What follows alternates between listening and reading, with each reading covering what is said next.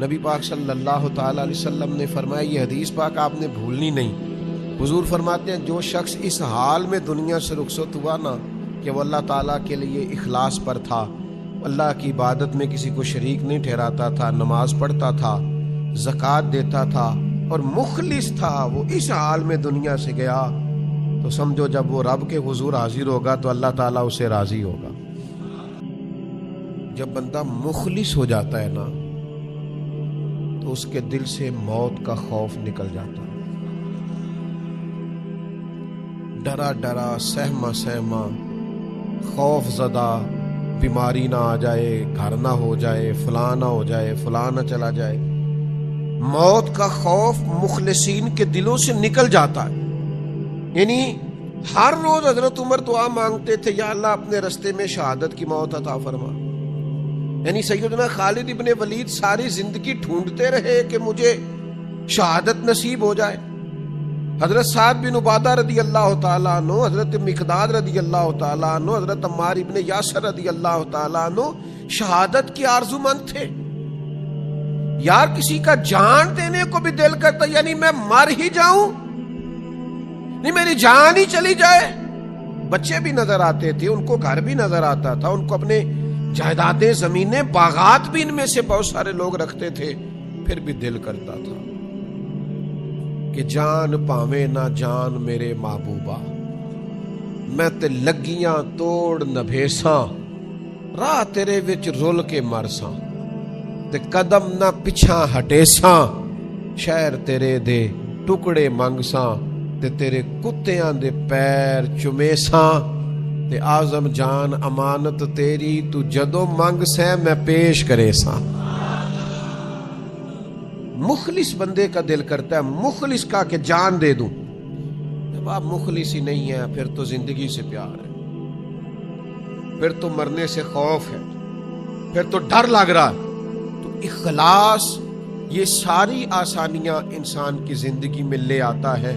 شرط یہ ہے کہ نماز پڑھے تو مخلص ہو کر، روزہ رکھے تو مخلص ہو کر، صدقہ دے تو مخلص ہو کر، کسی کے ساتھ تعلق بنائے تو مخلص ہو کر، کسی سے پیار کرے تو مخلص ہو کر، کسی سے ملنے جائے تو مخلص ہو کر، کسی کو گھر بلائے تو مخلص ہو کر، کسی سے لین دین کرے تو کوئی دنیاوی درمیان میں کسی قسم کا بھی۔ حضرت معاذ ابن جبل کہتے ہیں میں یمن جا رہا تھا اور یہ میری نبی پاک علیہ السلام سے وہ ملاقات تھی جو آخری تھی، کیونکہ جب میں واپس آیا تو حالت یہ تھی کہ سرکار کا وصال ظاہری ہو چکا تھا، اور حضور نے مجھے کہہ کے بھیجا تھا، ارشاد فرمایا تھا کہ جب تو لوٹے گا تو میری قبر کے پاس سے گزرے گا۔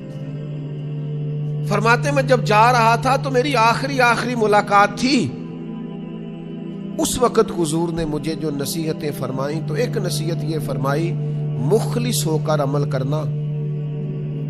مخلص ہو کر کیا گیا تھوڑا عمل بھی اللہ کی بارگاہ میں زیادہ درجہ پا جایا کرتا ہے۔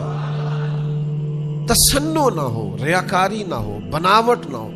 میں اللہ کے گھر میں بیٹھا ہوں، مجھے اپنے مرشد سے محبت نہیں، عشق نہیں، میرے پاس کوئی لفظ ہی نہیں ہے جو میں ان کے بارے میں استعمال کروں،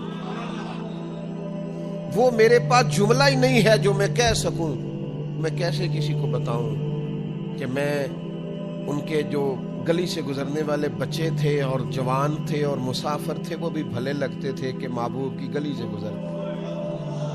میں تو اس شخص کے بھی ہاتھ چوما کرتا تھا جو وہاں برچی خانے میں لنگر پکاتا تھا کہ یار تو قریب تو رہتا ہے نا، بار بار دیکھ جنہ نے دل پر جانی ڈٹھاؤ اکھیاں ہی تک لیں، وہ کیا بتائیں کہ اندر کیا ہے، روح کیسے مچلتی ہے۔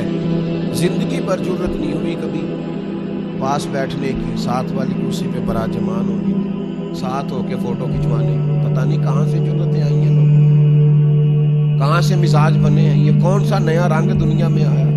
میں ریاکاری نہیں کہہ رہا، لیکن خدا کے بندو میرے لیے اتنی لوگوں نے دعائیں کی ہیں، اتنی دعائیں کی ہیں کہ میں سوچ نہیں سکتا۔ مجھے کسی دوست نے ایک دفعہ پوچھا تھا زندگی میں کمایا کیا اور جمع کیا کیا، تو مجھے علامہ قمر الزمان اعظمی کی بات یاد آئی۔ وہ کہا کرتے ہیں ہم نے زندگی میں نا محبت کمائی ہے اور دعائیں جمع کر کے رکھی ہیں۔ محبت محبت کمائی ہے اور دعائیں جمع کر کے رکھی ہوئی اتنی ہیں اللہ کے فضل سے کہ کہیں مشکل آ جاتی ہے تو کوئی نہ کوئی دعا اٹھ کے سامنے آ جاتی ہے اور سارے مسئلے حل کر جاتی ہے.